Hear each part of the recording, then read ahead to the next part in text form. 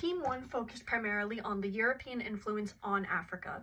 Now, the reading by Flint really ties into this and talks specifically about how the scramble for Africa, a concept that we are all very well aware of, how much influence that exactly had on African society.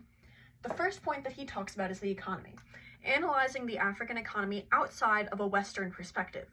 The economy of Africa and the economy of the United States and other European states are drastically different. So when analyzing the African economy, it's very unfair to do so by our own merits, because then we put it into a category that it doesn't necessarily fit in. One way that Flint recognizes this is our usage of the term substance economy when talking about African economy, which is technically incorrect. The Western term of substance economy is defined as an economy which is not based on money, in which buying and selling are absent or rudimentary, though barter may occur, and which commonly provides a minimal standard of living. This, however, is a meaningless description and cannot be applicable to Africa because their lives were not based merely off sufficient production of substance, and this is yet another westernized idea formed on the perception of self versus other. The economy of West Africa was based primarily on the food production system. For the European benefit, communities that were rich in salt and fish were often trading these commodities. Unlike in America, typically land was not really regarded as property. In contrast, land was regarded as a natural resource, under the control of who used it. Village authorities, including headmen and elders, generally controlled its distribution.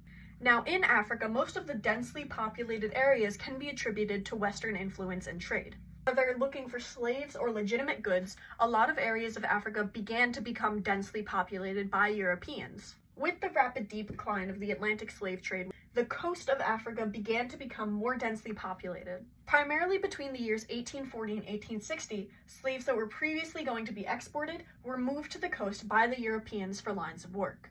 On the topic of work, we have major commodities that were traded and produced in Africa. Some native lines of work, such as indigenous cloth, cola, and gold, remained unaffected by Europeans, as they were unable to replicate it with cheap materials. The manufacture of indigenous cloth was harder to succumb to European control because of how large the cloth market was and how specialized indigenous cloth was. However, trades such as blacksmithing became obsolete by native Africans and overtaken by Europeans. In the 19th century, West African mining and smelting industries were ruined by the competition of European cheaper metals. This meant African blacksmiths no longer had access to their raw materials. Therefore, they had to compete with the Europeans for cheap imports of basins, machete, knives, hoes, wire, and other metal goods. The biggest decline of the trans-Saharan trade after 1880 was caused directly by the scramble of Africa because of the setup of colonial frontiers and tariffs, accentuated later by the creation of the colonial railway system. Therefore, Flint states that European contact with West Africa, at least before 1880, was essentially peripheral to the West African economy.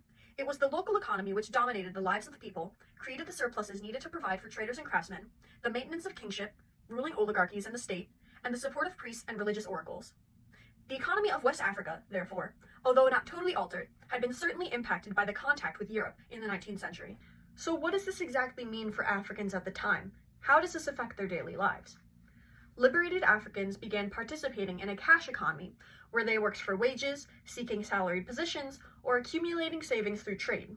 This led to concepts of class, which reflected that of European society, where wealth determined social status. On top of European economic influence, there were major societal and religious altercations as well. Women in this period had taken up labor, hard labor, in order to meet the standards of their family's economic and social life, as they took part in manufacturing various types of products, sometimes for industrial purposes. Now, European influence wasn't always welcomed. This is prevalent especially in the Fulani area, maintaining their Muslim jihad identity. In terms of religious influence, we see this a lot through the work of famous missionaries such as Samuel Crowther. Missionaries, specifically Europeans, would teach the gospel and the arts of civilization, and trade would flow down into the sea. Europeans were the ones who brought Christianity to Africa in attempts to civilize the African people. But I believe that this is enough from our side. I would like to pass it over to my Nigerian classmates. Hello, thank you, Jana, and thank you, viewers. My name is Victor Ojodomo Ichado from the Department of History and Diplomatic Studies, University of Abuja, Nigeria, and a member of Team 1 in the collaborative online international learning involving students from the University of Abuja and Queen's College, New York. And as Nigerians and Americans working together in Team One, our research explores the subject of economic, social, and political changes in the 19th century West Africa.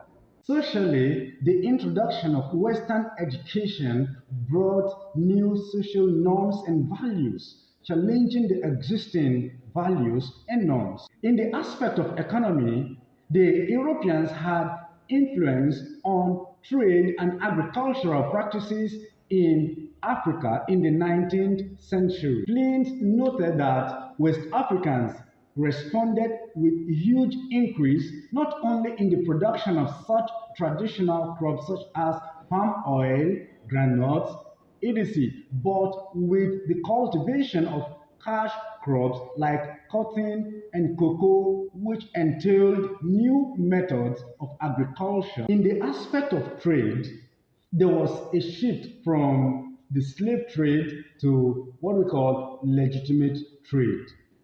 Flint also noted that by 1860, legitimate commerce replaced the transatlantic trade in slaves.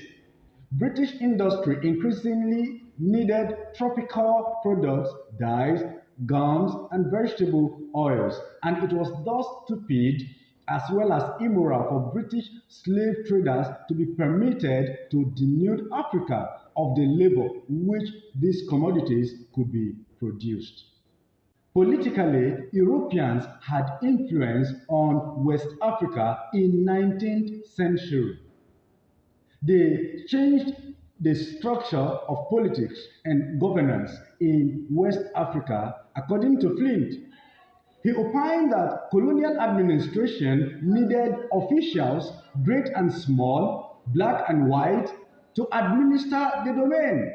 And with this, there was change in the political structure of West Africa in the 19th century. Thank you for viewing. Thank you.